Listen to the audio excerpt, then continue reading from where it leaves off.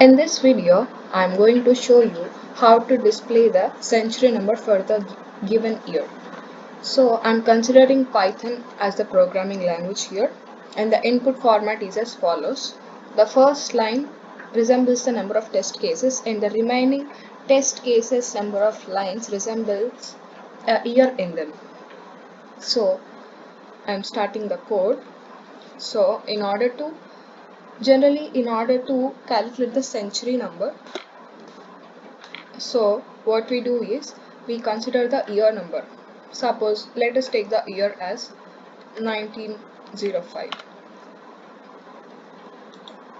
1905.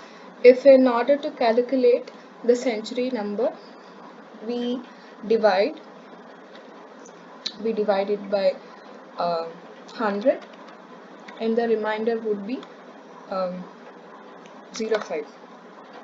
Yes or no? Yes. So it is not equal to 0. 05 is not equals to 0. So since it is not equal to 0, we are taking the quotient. Here the quotient is 19. So we are adding plus 1 so that we get 20, hence it would be the century year. So in order to implement this, first we need to scan the number of test cases. Since the test cases would be the number, I am taking it as end of input to scan that. I'm sorry for this. And in order to navigate through each and every line in the test case, I am using a while loop here. T is greater than 0 until it is 0. If it's 0, the program terminates as usual. So I am scanning each and every year in the test case line. So I am naming that as year is equal to end of input, since the year would be the number. So I should find the century number. So in order to do that, I am implementing a conditional statement, namely if I'm using the integer division here, since we need integer division. So if year modulo 100, in order to know the remainder when we divide it by 100, we are using year modulo 100 is not equal to 0.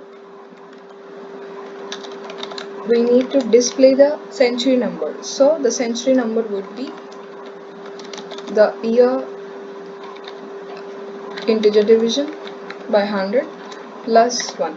Since this is not equal to 0, if it equals to 0, then we would print the year floor division by 100 as usual without the plus 1. So let me run this.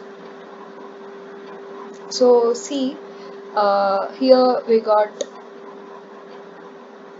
end of line error.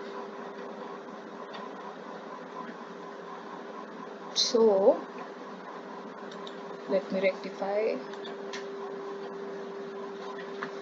I think it is because we didn't stop the t variable. So I am adding t is equal to t minus 1. Again I am executing that. Yeah, see. So let me incorporate some other test case too. Shall we know whether 0th year belongs to which century? So I am having 0 here.